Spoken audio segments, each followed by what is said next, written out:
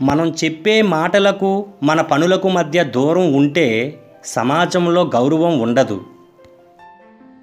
మిమ్మల్ని మీరు నియంత్రించుకోగలిగితే ఏ విషయాన్నైనా సులువుగా నేర్చుకోగలరు. సలహాలు ఇవ్వడం ఉచితం, అందుకే అందరూ ఇస్తారు. కానీ సహాయం విలువైంది, కొందరే చేస్తారు. కోపం ఆరోగ్యవంతుణ్ణి ఆసుపత్రి పాలు చేస్తుంది, కానీ చిరునవ్వు మృత్యువుని కూడా భయపెడుతుంది. అందర్నీ నమ్మడం, ఎవరిని నమ్మకపోవడం రెండూ ప్రమాదమే. ఇతరులపై మనకు అభిమానం ఉంటే వారు చేసిన మంచిని ప్రశంసిస్తాం. ఇతరులకు మనం బానిసగా ఉంటే వాళ్ళు ఏం చేసినా భజన చేస్తుంటాం. జీవితాన్ని గొప్పగా ఊహించుకుంటూ బతికే వారికన్నా జీవితాన్ని గొప్పగా మార్చుకునేవారే ఎప్పుడూ సంతోషంగా ఉంటారు. లక్ష్య సాధనలో గెలుస్తామో లేదో అనేది ముఖ్యం కాదు, మంచి మార్గంలో ప్రయాణిస్తున్నామా లేదా అనేది చాలా ముఖ్యం. ఇష్టపడి చేస్తే కష్టమైన పని కూడా సులువుగా పూర్తి అవుతుంది. అయిష్టంగా చేస్తే సులువైన పని కూడా కష్టంగా మారుతుంది.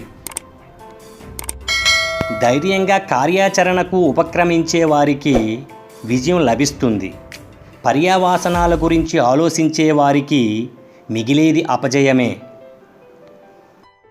అహంకారం, పొగరు, గర్వం నా దృష్టిలో చాలా ఖరీదైనవి. వాటిని కొనుక్కునే స్తోమత నాకు లేదు. అందుకే ఉచితంగా లభించే ప్రేమ, సంతోషం, చిరునవ్వు, ఆప్యాయతతో హాయిగా బతికేస్తున్నాను. మంచి కోసం మనిషి మారాలి, అంతేకాని అవకాశం కోసం రంగులు మార్చకూడదు. గుర్తుపెట్టుకోండి మిత్రమా. నియమిత ఆహారం, ప్రశాంతమైన మనసు, సానుకూలమైన ఆలోచన, తరగని ఉత్సాహం ఇవి ఉంటే చాలు. ఏ వైద్యుడు అవసరం లేదు.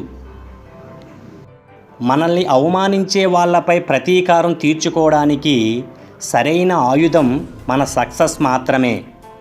అవహేళన చేసిన వారికి జీవితకాలానికి సరిపోయే దెబ్బ అదే.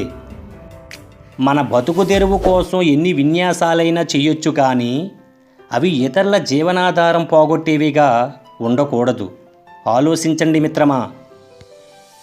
వాళ్ళు వీళ్ళు ఏమనుకుంటారో అని ఆలోచిస్తూ ఒకే చోట కూర్చొని ఉంటే ఎప్పటికీ వాళ్ళ చేతిలో బందీగానే ఉండిపోతాము.